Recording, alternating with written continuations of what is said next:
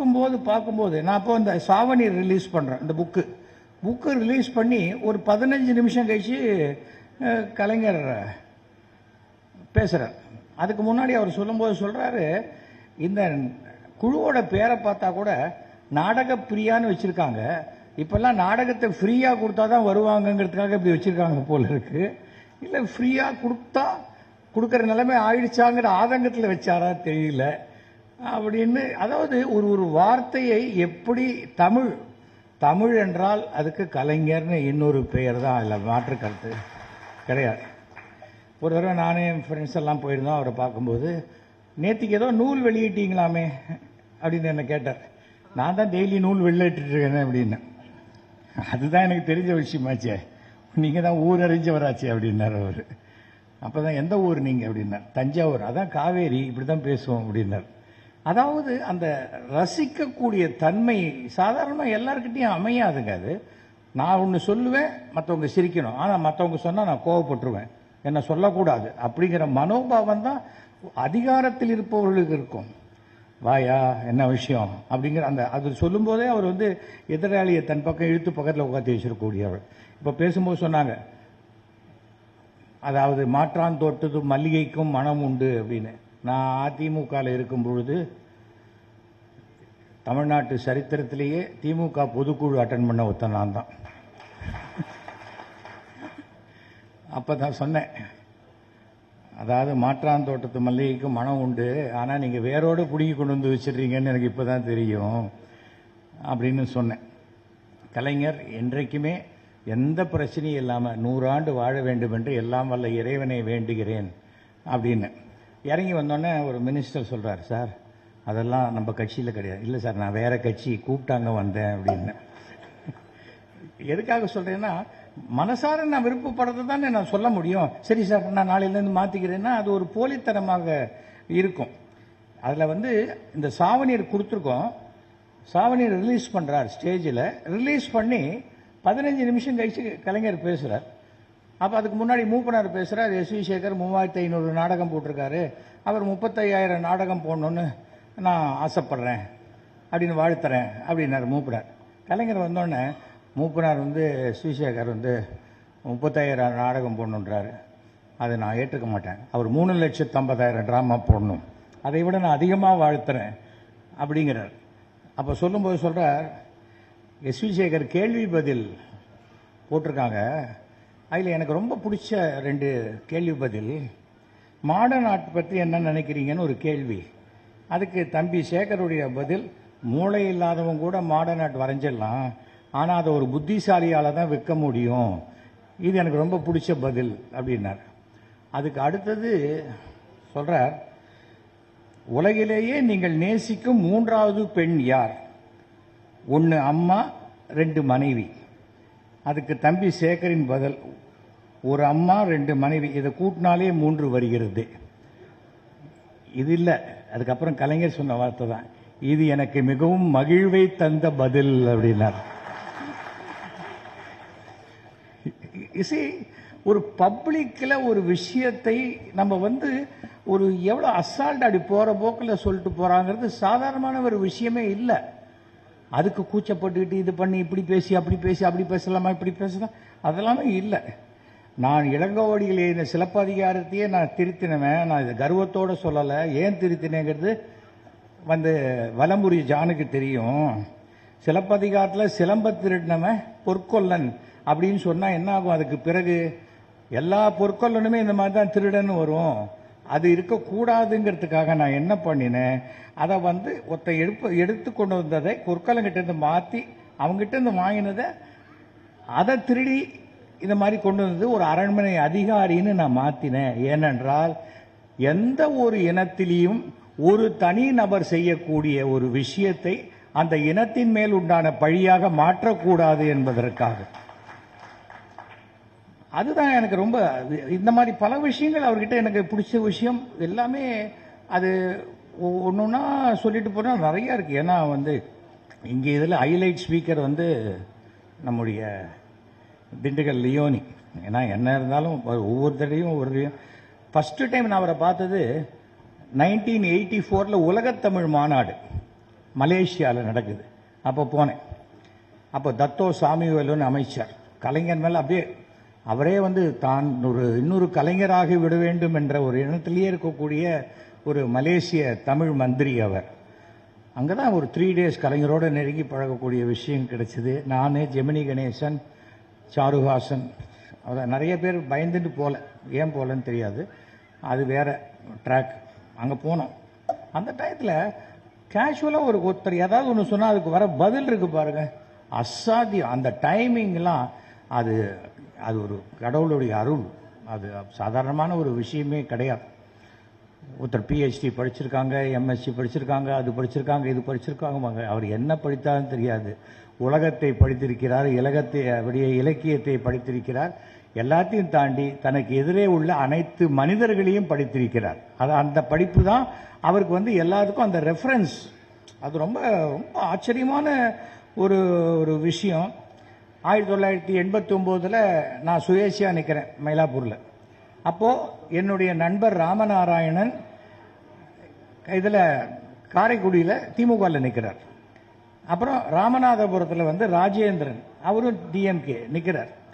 நான் இங்கே வந்து மாங்கோலையில் ஓட்டு கேட்டுட்டு எல்லாத்துலேயும் பேசிட்டு மயிலாப்பூரில் 2 நாள் நடுவில் போயிட்டு அங்கே போய் பேசிட்டு வந்தேன். அதுக்குள்ளே குமுதத்தில் போட்டாங்க SV சேகர் வந்து ஸ்லீப்பர் செல்லுன்னு. ஸ்லீப்பர் செல்கிற வார்த்தை எத்தனை வருஷம் முன்னாடி நம்மளால வந்திருக்கு பாருங்க.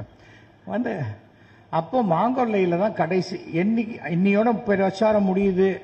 நாளைக்கு 5 மணினா இன்னைக்கு தான் மீட்டிங் போட முடியும். அன்னைக்கு நான் மாங்கொல்லையில் மீட்டிங் ஃபிக்ஸ் பண்ணியிருக்கேன். அப்போ சில பேர் வந்து கேட்டாங்க, சார் வந்து நாளைக்கு DMKக்காக ராதிகா பேசுகிறாங்க, அதனால் உங்களை விட்டு கொடுக்க சொல்கிறாங்க. யார் விட்டு கொடுக்க சொன்னது? இல்லை நாங்கள் தான் கேட்குறோம். இல்லை, நான் சுயேட்சையாக நிற்கிறேன். நான் பேசிட்டு வந்துட்டேன். நான் விட்டு கொடுக்க மாட்டேன். அதை கலைஞர்கிட்ட போய் சொல்கிறாங்க. சொன்னால் எப்படியா அவரை போய் விட்டு கொடுன்னு கேட்குற? அந்த சுயேட்சையாக நிற்கிறேன்றாரு, எந்த இதுலையும் நிற்காம ஒரு தைரியமாக நிற்கிறாரு. அவர்கிட்ட போய் நீ எதுக்காக கேட்குறீங்க? நீங்கள் கேட்டது தப்புன்னு சொன்னவர் அவர். அதுக்கப்புறம் என்னை பார்த்து ராமநாராயணன் ஜெயிச்ச போது அவர் அந்த அக்கேஷனில் பார்க்கும்போது, காரைக்குடியில் ரொம்ப சிறப்பாக பேசுனீங்க, ஆனால் நீங்கள் பேசின 3/4 மணி நேரத்தில் ஒரு இடத்துல கூட திமுக உதயசூரியன் சொல்லாதையே பேசிட்டு போயிட்டீங்க பார்த்தீங்களா அப்படின்னாரு. இல்லை சார், நான் வந்து ராமநாராயணன் அப்படிங்கிறது அங்கே தெரிஞ்ச பேர். அதை தாண்டி நான் கட்சி சின்னம் மாற்றி மாற்றி சொல்லிட்டு இருந்தா, நான் நிஜமாவே நான் பானை சின்னத்தில் நிற்கிறேன். அங்கே நான் இங்கே வந்து இப்படிலாம் பேசிகிட்டு இருக்கேன்னா என் மேலே ஒரு அவநம்பிக்கையை கொடுத்துருவேன். நான் ஒரு நட்புக்காக வந்தேன். அந்த திமுகவில் ராமநாதபுரம் ராஜேந்திரன் அந்த குடும்பமே கட்சிக்காக உழைத்து உழைத்து அதை இறந்து போனவர்கள். அந்த குடும்பத்தில் ஒரு பைசா சம்பாதிக்கலை. அந்த மாதிரி ஒரு நல்ல ஃபேமிலி, சரியான நபர்கள். ஒவ்வொரு முறையும் அதுக்கு பிறகு அந்த ராஜேந்திரன் இறந்து போன பிறகு அவருடைய மனைவி பவானி ராஜேந்திரனுக்கு சீட் கொடுத்தாங்க. ஸோ எதுக்காக இதை சொல்கிறேன்னா, கட்சியில் இருக்கிறவங்க என்னை கவனிக்கலையே வேண்டாம். சரியானபடி உழைத்து கொண்டே இருந்தால் நீங்கள் கவனிக்கப்படுவீர்கள். கவனிக்கப்படும் போது உங்களுக்கு உண்டான இடம் கண்டிப்பாக வந்து சேரும். அதை நம்ம புரிஞ்சுக்கணும். அது அந்த ஒரே ஒரு விஷயந்தான். அதற்கு பிறகு நான் சுகர் படம் கொடுத்தேன். சுகர் படம் கொடுக்கும்போது சொன்னேன், இந்த சுகர் படம் கொடுத்ததுக்கு நீங்கள் காலையில் வந்து அந்த டெஃபண்டம் ஸ்கூலில் வந்து ஒரு பிளாக் அண்ட் ஒயிட் டிவி கொடுத்தீங்க இல்லையா, அதுதான் சிறந்ததுன்னார். கண்டிப்பாக சார், கண்டிப்பாக அது சிறந்தது தான். ஆனால் இது நீங்கள் நல்லா இருக்கணுங்கிறதுக்காக கொடுக்குறேன். உடனே எனக்கு இந்த நம்பிக்கைலாம் கிடையாது, நான் வாங்கிக்க மாட்டேன் சொல்லவே இல்லை. அதை வாங்கி வைத்து கொண்டார். ஏனென்றால் நேராக பார்க்கும்போது எந்த எதிராளி மனசும் புண்படக்கூடாது என்பதில் 100%. எனக்கு அதெல்லாம் தான் பிடிச்சிது கொஞ்சம் கொஞ்சமாக. ஏன்னா அவர் ஏன் எனக்கு வேணாம்ப்பா, எனக்கு நம்பிக்கை இல்லைன்னு சொல்லிட்டா நம்ம என்ன பண்ண முடியும்? யாராவது இருக்கட்டுமே, ஒரு புக்கு கொடுக்குறேன், எனக்கு எதுக்குப்பா புக்கெல்லாம், எனக்கு வேணாம்ப்பா அப்படின்னா என்ன பண்ணுவீங்க? அங்கேயே போட்டு வருவோமா? பண்ண முடியாதுல்ல. அதே போல் இது ஒன்று ஒரு பெரிய ஒரு விஷயம். 3500வது நாடக விழாக்க நான் எப்படி தெரியுமா டேட் வாங்கினேன்? கலைஞரை போய்த்து ஃபிக்ஸ் பண்ணணும்னு டிசைட் பண்ணிட்டோம். கலைஞர் எப்படி பார்க்குறது, என்ன பார்க்குறது அப்படின்னு என் ஃப்ரெண்டு சொன்னான். காலத்தில் 5 மணிக்கு போ, அறிவாலயத்தில் வாக்கிங் போயிட்டுருப்பார் அப்படின்னு. நான் கரெக்டாக ஒரு 5:15 மணிக்கு போயிட்டேன். வாக்கிங் போகும்போது பாதி அப்போ தான் முடிச்சுட்டு வரேன். ரெண்டு தடவை முடிச்சு வரார். சார் வணக்கம் சார், என்னப்பா இங்கே காலங்காத்தால அப்படின்னார். இல்லை, என் ட்ராமாவுக்கு நீங்கள் சீஃப் கெஸ்ட்டாக வரணும், இப்படியே கூட்டின்னு போயிடுவியா இல்லை எப்படி அப்படின்னு கேட்டார். காலத்தில் 5:30 மணிக்கு. இல்லை சார், ஒரு முதலமைச்சரை நாம எவ்வளவு சுலபமாக பார்க்க முடியுங்கிறதுக்கு நீங்க ஒரு உதாரணம் சார் அப்படின்னு. உடனே சண்முகநாதனை கூப்பிட்டு அவருக்கு ஒரு டேட்டு கொடுத்துருப்பா இதெல்லாம் 5 நிமிஷத்துல நடக்குது. இப்போ ஒரு சின்ன ஒருத்தர்கிட்ட போய் ஒரு குட்டி நடிகன் கிட்ட ஒரு டேட்டு வாங்கணும்னா கூட நீங்க மேனேஜரை பார்த்துருங்க. அவருக்கு மேனேஜர் இருக்கிறது அவருக்கே தெரியுமா தெரியாதான்னு நமக்கு தெரியாது. ஆனால் சண்முகநாதன் என்பவர் ஒரு மிகச்சிறந்த அந்த மாதிரி ஒரு நிர்வாகியை நான் என் லைஃப்பில் பார்த்ததே கிடையாது. நான் சமீபத்தில் அவர் ரிட்டையர்ட் ஆகி வீட்டில் இருக்கும்போது நான் அவரை பார்த்து அவருக்கு ஒரு நமஸ்காரம் பண்ணிட்டு வந்தேன். 80 வயசு நெருங்கக்கூடிய இடத்துல இருந்தது. நம்மை விட வயதில் பெரியவர்கள் யாராக இருந்தாலும் அவர்களுக்கு நம்ம மரியாதையை நமஸ்காரம் செய்வது எந்த தப்பு, அப்படிதான் நான் வளர்க்கப்பட்டிருக்கேன். அவர் யாரு என்ன பொசிஷன்ல இருப்பா, ஒரு பதவிக்காக காலில் விழுவதெல்லாம் நமக்கு கிடையாது. அது உங்களுக்கே தெரியும். அந்த மாதிரி இருக்கும்போது கொடுத்தார், டேட் கொடுத்துட்டார். கொடுத்துட்டு திருப்பி ஒரு 1 ஹவர்ல திரும்பி சண்முகநாதன் இல்ல சிஎம் வந்து இதுக்கு போறாரு, தலைவர் டெல்லிக்கு போக வேண்டிய வேலை இருக்கு, அதனால இன்னொரு டேட்டு உங்களுக்கு ஓகேயா சார்? நீங்க என்ன டேட்டு கொடுத்தாலும் அவர் கொடுக்குற டேட் தான் ஃபங்க்ஷன் அப்படின்னு. உடனே ஒரு 2 ஆல்டர்னேட் டேட் கொடுத்து இந்த 2 டேட்ல ஒரு டேட்டை வச்சுக்காங்க. ஏனென்றால் அடிப்படையாக நாடகத்திலேருந்து வந்ததுனால இன்னொரு நாடகக்காரனுடைய கஷ்டம் தெரியும். என்ன பார்க்கும்போது சொல்லுவார், நீ நாடகக்காரன் தானே நீங்க அப்படிம்பார். அது ஒரு பெருமையாக சொல்லுவார். இன்னைக்கு 100 விழா ஆயிடுச்சு. சேலத்தில் வந்து இவர் என் மனைவியினுடைய தாத்தா மிக பிரபலமான இசையமைப்பாளர் ஜி ராமநாதன், இவங்க எல்லாருமே ஒன்றாக ஒரே இடத்துல இருந்து பண்ணவங்க. இப்போ வந்து நான் இந்த விஷயத்தில் சொல்றேன். அதே போல அந்த சுந்தரம், அந்த மாடர்ன் தியேட்டர்ஸ், அவர்கள் 3 பேருக்குமே அந்த இடத்துல ஒரு மார்பளவு சிலை வைத்தால் இந்த 100 விழாவை கொண்டாடுவது சிறப்பாக இருக்குங்கிறது என்னுடைய ஒரு சின்ன கருத்து. இது காரணம் என்னன்னா, மாடர்ன் தியேட்டர்ஸ்ங்கிற இடத்துல தான் கலைஞர் இங்க வந்தார். அதை வந்து நம்ம ஞாபகப்படுத்தக்கூடிய ஒரு விஷயமாக இது இருக்கும். அடுத்தது கொஞ்சம் கொஞ்சமாக அப்படி பேசி வந்தது. நான் வந்து 1990 பாஜகவினுடைய அனுதாபி. ஸோ தேர்தலில் கூட்டணிக்கு பேசுவேன். அதனால பாஜக திமுக கூட்டணிக்கு பேசியிருக்கேன், எல்லாமே பேசியிருக்கேன். அது மாதிரி ரெகுலராக பேசுவேன், வருவேன். ஒரு மனிதாபிமானத்துக்கு ஒரு மிகப்பெரிய எடுத்துக்காட்டு கலைஞர். பாரி வெங்கட்னு எங்கள் ட்ராமா ட்ரூப்பில் ஒரு பையன் ஆக்ட் பண்ணிட்டு இருந்தான். ஒரு நாளைக்கு அவனுக்கு ஒரு சினிமா சான்ஸ் கிடைச்சி ஷூட்டிங்க்கு திருநெல்வேலி போயிட்டான். திருநெல்வேலியிலேருந்து வரவே இல்லை. வீட்டில் தேடுறாங்க, எனக்கு ஃபோன் பண்ணுறாங்க, வரவே இல்லை, அவர் எங்கே போனார் தெரியலங்கிறாங்க. எங்கேயுமே அவன் அங்கே கிளம்பிட்டானே, நாங்கள் பஸ் ஏற்றி விட்டோமேங்கிறாங்க. அப்புறம் நான் என்னுடைய அஸ்ட்ராலஜர் நெல்லை வசந்தன் அவரை கேட்குறேன். கேட்டால் அவர் இருக்காரா தெரியலையே, எங்கேயோ உள்ள புதஞ்சி இருக்கிற மாதிரி தெரியுதுங்கிறார் அவர்.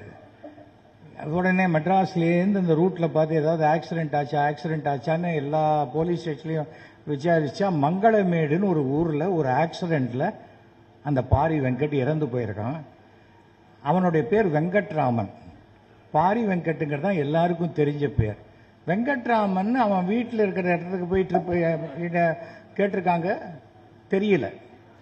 ஏன்னா வீடு மாற்றிருக்கான் கரெக்டாக 1 வாரம் முன்னாடி. அப்போ என்ன ஆச்சுன்னு தெரியாம, யாரும் தெரியாமல் அடையாளம் தெரியாத பிணமாக அந்த மங்களமேட்லயே அதை புதைச்சிட்டாங்க. நான் அன்னைக்கு வந்து என்னுடைய மாமா பையன் கல்யாணத்தில் தஞ்சாவூரில் இருக்கேன். காலத்தால் 8 மணியோ என்னமோ ஃபோன் பண்ணுறேன். எனக்கு பண்ணுறாங்க, இது மாதிரி அங்கே தான் அவன் பாடி இருக்குன்னு சொல்கிறாங்க. அதுக்கப்புறம் தான் அவன் சூட் கேஸ் ஓப்பன் பண்ணி பார்த்தா அந்த பாரி வெங்கட் என்னோட எடுத்துட்ட ஃபோட்டோ அதில் இருக்கு. அதுதான் இருந்தது. கூட 2000 ரூபா வச்சுருந்தான், அது இல்லை. எதுக்காக சொல்கிறேன்னா, அந்த ஃபோட்டோவை வச்சு சொன்ன உடனே எனக்கு உடனே நேராக கலைஞர் வீட்டுக்கு தான் பண்ணேன். சண்முகநாதன் சார் தான் எடுத்தார். சார் இது மாதிரி அப்படின்னு. ஐயோ, பாடியை புதைச்சிட்டாங்களா? ஆமாம் சார். அவன் அவன் மெட்ராஸ் வீடு, அவன் குடும்பம்லாம் அங்கே இருக்குது. எங்கேயோ ஒரு இடத்துல எப்படி சார் ஒரு அனாதை பிணமாக இருக்க முடியும்? நீங்கள் கொஞ்சம் சிஎம் கிட்ட சொல்லுங்கள். அவ்வளோதான். ஒரு 1 ஹவருக்குள்ள சிஎம் கிட்டேருந்து இன்ஸ்ட்ரக்ஷன் போய் அந்த பாடியை வெளியில் எடுத்து அவங்க குடும்பத்துக்கிட்ட ஹேண்ட் ஓவர் பண்ணணும்னு சொன்னார். இது ஒரு பெரிய ஹிஸ்டரி. ஏன்னா போலீஸில் இது மாதிரி ஆகி புதைக்கப்பட்டுட்டா அதுக்கு திருப்பி எடுக்க மாட்டாங்க. அது அன்லஸ் அதர்வைஸ் அது பெரிய கொலை கேஸ் அந்த மாதிரி இருந்தாலே ஒழிய அதை எடுத்து அதுக்குள்ள ஏவிஎம்லேருந்து ஆம்புலன்ஸ் கொடுத்து பண்ணி என்னன்னா ஒரு சாதாரணமான ஒரு விஷயம் இல்லை இதெல்லாம் வந்து நம்ம எதுக்கு பண்ணணும் அப்படிங்கிறது கிடையாது. அவர் பார்வைக்கு அது போச்சு, அதை பண்ணுவாங்க. அதே போல் 2006 தேர்தலில் நான் மயிலாப்பூரில் நிற்கிறேன். அப்போது என்னுடைய அருமை நண்பர் சினிமா நடிகர் நெப்போலியன் நானும் மயிலாப்பூரில் நிற்பேன்னு சொல்லும்போது கலைஞர் அவர்கிட்ட சொல்லியிருக்கார், அவன் மண்ணின் மைந்தனியா, நீ எதுக்கு அங்கே போய் நிற்கிற, விடு அப்படின்னு இருக்கார். இல்லை தலைவரை நான் ஜெயிச்சிருவேன் இருக்கார். கடைசியில் ரிசல்ட் மாறி போச்சுன்னு வச்சுக்கோங்க. அப்போவே சொன்னார், அவன் 58வது வருஷத்துலேருந்து மயிலாப்பூரில் இருக்கிற ஒருத்தன் நீ எப்படி அங்கே போய் நின்ன? ஏன்னா நெப்போலியன் தமிழ்நாட்டிலேயே மிகப்பெரிய தொகுதியில் வில்லிவாக்கம் தொகுதியில் ஜெயித்தவர் நெப்போலியன். சாதாரணமான ஒரு வில்லிவாக்கம்லாம் இப்போ 2-3 தொகுதிக்கு ஈக்குவலான இடம் அது.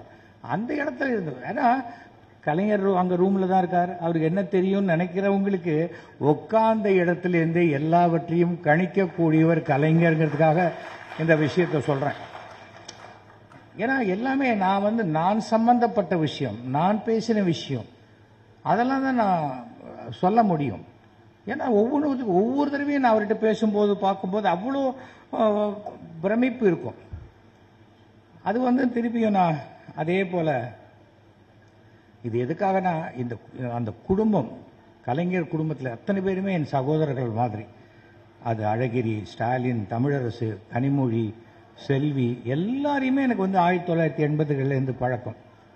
ஆனால் நான் அதை வச்சு எந்த ஆதாயமும் தேடிக்கணும்னு நான் நினச்சதே கிடையாது. நான் எம்எல்ஏவாக இருந்த 5 வருஷத்தில் ஒரு மினிஸ்டர் ரூமுக்குள்ளே போய் ஒரு சீட்டு கொடுத்து இதை செஞ்சு கொடுங்கன்னு கேட்டதே கிடையாது. ஏனென்றால் எனக்கு அது அவசியம் இல்லைன்னு நினைக்கிறவன். அந்த மாதிரி நம்ம இருந்திருக்கோம். வேலு அவர்களும் நீங்கள் சொன்னார்னா அது என்ன ஒருத்தனை எல்லாத்தையும் எவ்வளோ மறைச்சி வாழ முடியும்? வாழவே முடியாது. அதற்காக சொல்கிறேன். அந்த அசம்பிளியில் கூட நான் அவரை பார்த்தோன்னு வணக்கம் சொல்லுவேன். அவர் அதை திருப்பி ரெசிப்ரிகேட் பண்ணுவார் அந்த இடத்துலேருந்து. அவர் ரெசிப்ரிகேட் பண்ணாட்டா என்ன தெரிய போகுது? அவர் சிஎம் போகிறாரு, நமக்கு எப்படி தெரியும்? அதே போல் அவர் கிளம்பும்போது வணக்கம் சார் அப்படின்னாக்க அப்படியே டக்குன்னு அப்படி கூப்பிட்டு என்ன எப்படி இருக்கீங்க அப்படிப்பார். அந்த மாதிரி அவர் எனக்கு தெரிந்த வரைக்கும் கலைஞர் தனக்கு எதிரிகளே இருக்கக்கூடாதுன்னு நினைப்பார். எதிரியாக இருந்தால் கூப்பிட்டு வச்சு ஃபஸ்ட்டு நண்பனாக்கிடுவார். அது இல்லை அப்படின்னா தான் அப்புறம் அது அவருடைய நேச்சர். அது சாதாரணமான ஒரு விஷயம். ஒவ்வொருத்தருக்கும் ப்ளஸ் மைனஸ் இல்லாதவங்க உலகத்தில் யாருங்க? என்ன கேளுங்க இன்னொரு இடத்துல, ஐயா அவனை மாதிரி திமிரு பிடிச்சவன் கிடையாது தான் சொல்லுவாங்க. என்னோட பழகின சொல்லுங்க சார் தங்கமான ஆள், அவரை முறைசாத வரைக்கும் அவன் ரொம்ப நல்லவன் அப்படிம்பாங்க. எல்லாரும் அப்படி தானே, அதில் என்ன இருக்கு? அந்த மாதிரியான விஷயம். அந்த 5600வது நாடக விழா, அந்த நாடக விழாவில் மாண்புமிகு தமிழக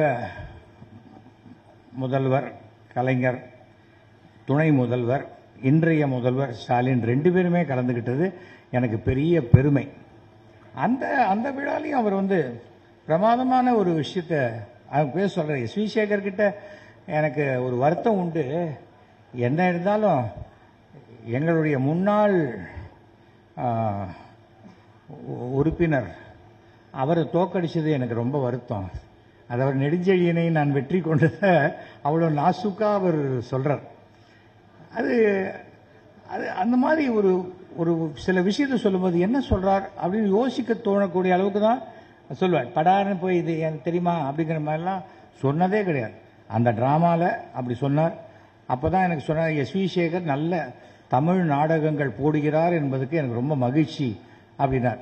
அதுக்கு அடுத்த வருஷம் என் பொண்ணுக்கு டாக்டர் சீட்டு வாங்கிறதுக்காக மார்க்கு கொஞ்சம் குறைச்சலாக தான் வாங்கியிருந்தா. அப்போ அவர் ஆலியூர் ரோட்டில் இருந்தார். நான் போனேன். அப்போது சாப்பிட்டுட்ருக்கார்.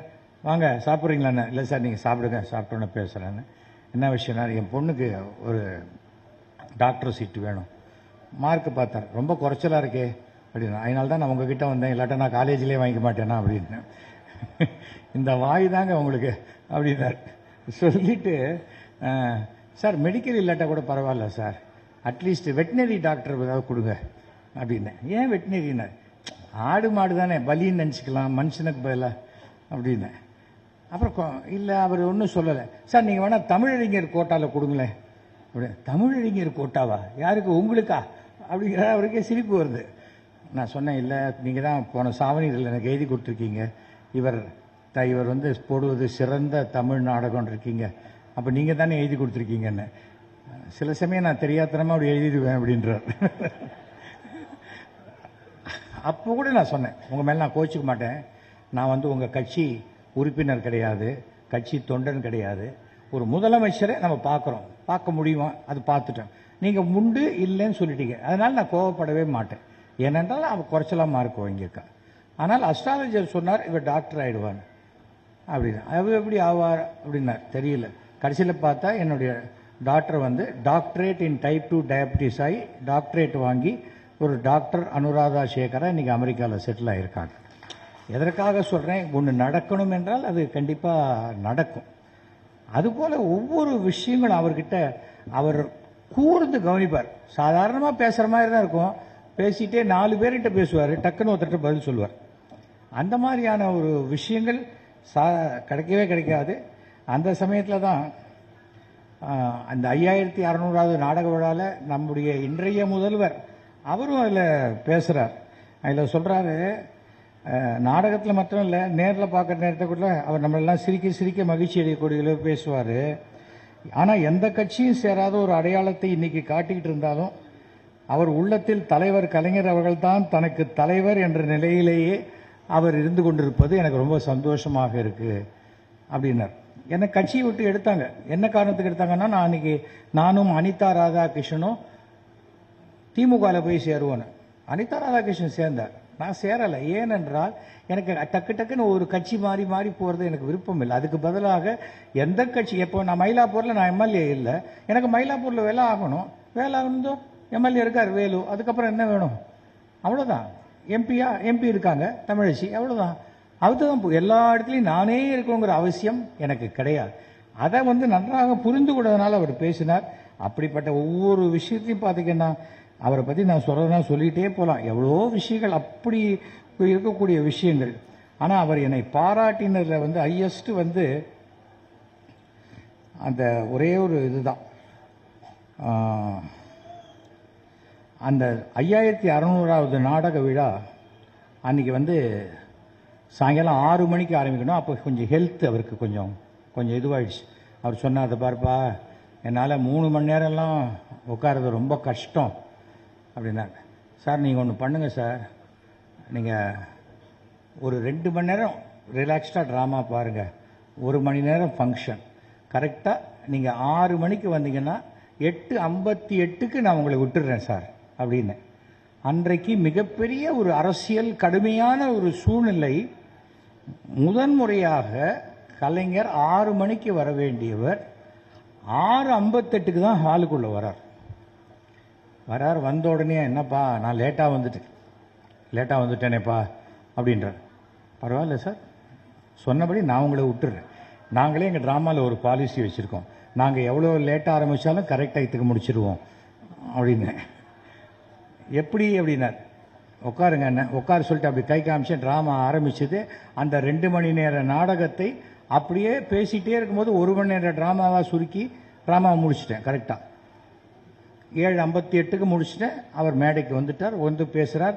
முதல்ல மிகப்பெரிய திருவள்ளுவர் சிலையை அமெரிக்காவில் நிறுவுவதற்கு என்னுடைய மேடையை தான், இந்த மேடையில் தான் அவர் ரிலீஸ் பண்ணி விட்டார் ஃபர்ஸ்ட் டைம். அது அமெரிக்காவில் நியூயார்க்கில் அவ்வளோ பெரிய வள்ளுவர் சிலை, இங்கேருந்து அவ்வளோ ஹைட் இருக்கும் வள்ளுவர், அந்த கன்னியாகுமரியில் இருக்கிற அதே மாதிரியான வள்ளுவர். அது வந்து சாதாரணமான ஒரு விஷயம் இல்லை.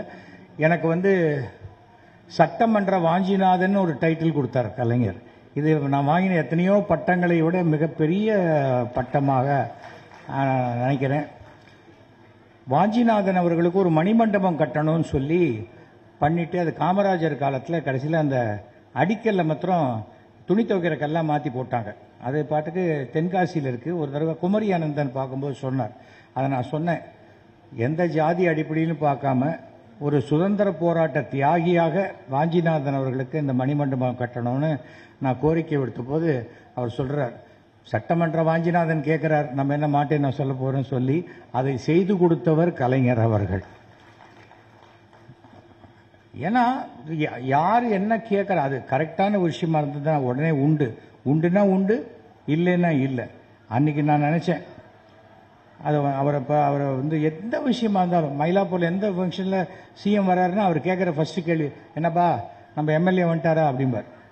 எவ்வளோ பேர் கேட்பாங்க, அதெல்லாம் வரல நீ பண்ணு அப்படிங்கிற மாதிரி இருக்கக்கூடிய சூழ்நிலையில் அது எனக்கு அந்த குடும்பத்தினருடைய அன்பு எனக்கு ரொம்ப சிறப்பாக இருக்கு. அதுக்காக ஒருத்தர்கிட்ட அன்பு இருக்குங்கிறதுனால நான் இன்னொருத்தர் வெறுக்கக்கூடிய பண்பு கிடையாது எனக்கு. நான் ஒரு கண்ணாடி மாதிரி, எனக்கு என்ன கிடைக்கிறதோ அதை அப்படியே டபுள் டைம் நான் திருப்பி கொடுப்பேன். அது எதுவாக இருந்தாலும் சரி, அன்பாக இருந்தாலும் சரி, வெறுப்பாக இருந்தாலும் சரி, சண்டையாக இருந்தாலும் சரி, அந்த மாதிரி தான் இருக்கும். அப்போ தான் அவர் சொல்கிறாரு அந்த நாடக விழாவில் கடைசியில், நாடகத்தில் 10-15 காட்சிகள் ஆனாலும் ரசிக்கின்ற கருத்துக்களை மருந்து கேப்சூல் போல் கொடுக்கும் இந்த திறமையை நடிகவேள் எம்.ஆர். ராதாவுக்கு பிறகு இன்றைக்கு எஸ்.வி. சேகரிடம் காண்கிறேன்னார். இது எவ்வளோ பெரிய ஒரு பாராட்டு. இதெல்லாம் சாதாரணமாக கிடைக்கக்கூடியதில்லை. வசிஷ்டர் வாயால் பிரம்மரிஷி அப்படிங்கிற மாதிரி. நான் சட்டமன்றத்தில் பேசும்போது இந்த கடைசியாக லாஸ்ட் சட்டமன்றத்தில் வரும்போது அந்த பேசும்போது சொன்னேன், இந்த பிரம்மாண்டமான புதிய சட்டமன்ற வளாகத்தில் 5 முறை தமிழக முதல்வராக இருந்த நம் கலைஞருக்கு முழு உருவச் சிலை வைக்க வேண்டும்னு அன்றைக்கி நான் பேசினேன். அது இன்றைக்கு நிறைவேறி இருப்பது எனக்கு ரொம்ப பெருமையான ஒரு விஷயமா இருக்கு. ஏன்னா நாம் வந்து ஆசைப்படுறது வேற, நம்ம ஒன்று சொல்கிறோம் அது நடந்துருச்சுங்கிறது பெரிய ஒரு விஷயம். இப்போ கூட சில பேர் என்ன சொல்கிறாங்க, இவன் சபிச்சிட்டான். நான் சபிக்கலை. மொத்த நொண்டி அடிச்சுட்டே வரும்போது கொடுக்க பள்ளத்தில் விழுவான்னா விழ போறடா அப்படின்னு சொல்கிறோம். அவன் சபிச்சிட்டான்னா அதுக்கு நான் என்ன பண்ணுறது? அதுக்காக சொல்கிறேன். அது வந்து எந்த இடத்துல இருந்தாலும் அது என்னுடைய குணம். நான் இது ஒரு நான் வேலு அவர்கிட்டயே சொன்னேன், இந்த கலைஞர் நூற்றாண்டு விழா ஃபங்க்ஷன் நடக்கும்போது எனக்கு ஏதாவது நான் ஒரு நாள் திடீர்னு நானே உங்கள் மேடையில் வந்து பேசிட்டு போகிறேன் பாருங்க அப்படின்னு.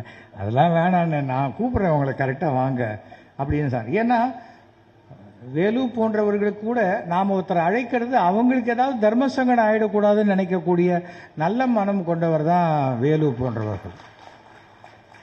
எனக்கு வந்து ஸ்டாலின் அவர்கள் நல்ல நண்பர்னு சொல்லிக்கிறது எனக்கு பெருமை.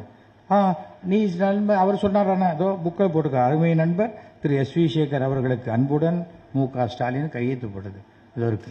அதனால இல்லை நான் வந்து இல்லாத சொல்லி நம்ம என்ன பண்ண போறோம்? நான் இந்த ஃபோட்டோவை பெருசாக மாட்டி டேக்ஸ் கட்ட மாட்டேன்னு சொல்ல போகிறேன்னா அதெல்லாம் ஒன்றும் கிடையாது. என்னை பொறுத்த வரைக்கும் ஒழுங்காக நாம் சட்டத்தை மதித்து நிறுத்தால் சட்டம் நமக்கு பாதுகாப்பு கொடுக்கும். அந்த நம்பிக்கை எனக்கு இருக்கிறது. அந்த கலைஞர்கிட்ட கற்றுக்க வேண்டியதுங்கிறது பார்த்தா, அவர் புக்கை படித்தாலும் சரி, அவருடைய பேச்சுக்களை பார்த்தாலும் சரி, கற்றுக்கிட்டே இருக்கலாம் லைஃப்பில்.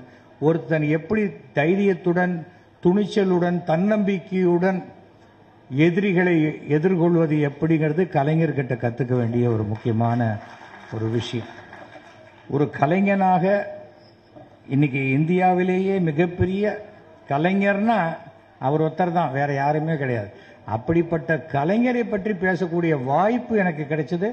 நான் மிகவும் பெருமை அடைகிறேன். இந்த மாதிரி வாய்ப்பு எல்லாருக்கும் அவ்வளோ சுலபத்தில் கிடைக்காது. கிடைக்காம பயந்துருவான், நம்ம இங்கே போய் பேசினா நமக்கு ஏதாவது ஆயிடுமோ அதெல்லாம் பயப்படுற ஆள்லாம் நான் கிடையாது. நான் எது உண்மையோ அதை பேசக்கூடியவன். அது என்னை பிடிக்காதவங்களுக்கும் அது தெரியும். பலகீனங்கள் இல்லாதவன். அதனால என்னை வீடியோ எடுத்துருவாங்க, ஃபோட்டோ எடுத்துருவாங்கங்கிற பயம்லாம் எனக்கு கிடையாது. நான் யாரையும் சொல்ல, சாதாரணமாக பேசினாலே நீங்கள் ஏதாவது நினச்சிக்கிறீங்க. அது எதுக்காக சொல்கிறேன்னா, நம்ம வந்து இதை பற்றிலாம் கவலைப்பட மாட்டோம். நான் இந்த தேர்தலுக்கு முன்னாடியும் நான் கண்டிப்பாக சொன்னேன், மத்தியில் மோடி அவர்கள் வருவார், இங்கே 0 தான் வரும் அப்படின்னு. அதான் வந்திருக்கு. ஏனென்றால் உழைப்பு இருக்கணும். நம்ம வெற்றி பெறணும். பொது வாழ்க்கையில்னா மக்கள் கிட்ட போகணும். அடித்தட்டு மக்கள் வரைக்கும் நம்ம போய் சேரணும். சேரலைன்னா ஏசி ரூமில் உட்காந்துக்கிட்டு இருந்தால் மேக்சிமம் ஃபைனான்ஸ் கம்பெனி தான் நடத்த முடியும். அதை நம்ம தெரிஞ்சுக்கணும். அதுக்காக சொல்கிறேன். நான் யாரையும் குறிப்பிட்டுலாம் பேசலை. அந்த மாதிரி இந்த மேடையில் இப்படி பேசுறது சரியாக இருக்காது. அதனால் மீண்டும் மீண்டும் என்னுடைய நன்றியையும், என்னை அழைத்து பாராட்டியதற்கு என்னுடைய, ஏன்னா ரொம்ப வருஷமாக இருக்குது, எங்கேயாவது ரெக்கார்ட் ஆகணும். இது பாருங்கள், கிட்டத்தட்ட 21 கேமரா வந்திருக்கு. நாளைக்கு இன்னி ராத்திரியிலேருந்து ஆரம்பிச்சிருவாங்க. ஆனால் தலைப்பு என்ன வேணால் கொடுப்பாங்க, அதை நான் ஒன்றும் கேட்கவே முடியாது. அவங்க கேட்குறது கொடுக்குற தலைப்புக்கும் உள்ள கண்டென்ட்டுக்கும் சம்பந்தம் இருக்காது. ஆனால் ஃப்ரெண்ட்ஸ், உங்கள் எல்லாருக்கும் ஒரு ரிக்வஸ்ட் பண்ணுறேன். 9841023545 இதான் என் நம்பர். யாராவது இந்த ரா ஃபுட்டேஜை மட்டும் எனக்கு கொஞ்சம் அனுப்பிச்சு வைங்க, உங்கள் எம்பளம் போடாமல். ஏன்னா சிலது வேணும்னா கட் பண்ணிடுவீங்க, விட்டுருவீங்க. அதெல்லாம் இல்லாத மொத்த பேச்சு எனக்கு இருந்ததுன்னா அதை நான் போட்டு காமிக்கிறதுக்கும் நான் என்னுடைய ஒரு ரெக்கார்டாக வச்சுக்கிறதுக்கும் சந்தோஷமாக இருக்கும். மீண்டும் மீண்டும் உங்கள் அனைவருக்கும் வரப்போகின்ற அனைத்து பண்டிகை நல்வாழ்த்துக்களையும், உங்கள் அனைவருக்கும் நீங்கள் வாழ்க்கையில் ஈடுபடக்கூடிய அனைத்து விஷயங்களில் தொடர் வெற்றிகளையும் பெறுவதற்கு என்னுடைய மனமார்ந்த வாழ்த்துக்களை நான் தெரிவித்துக் கொள்கிறேன். நன்றி, வணக்கம், ஜெய்ஹிந்த்.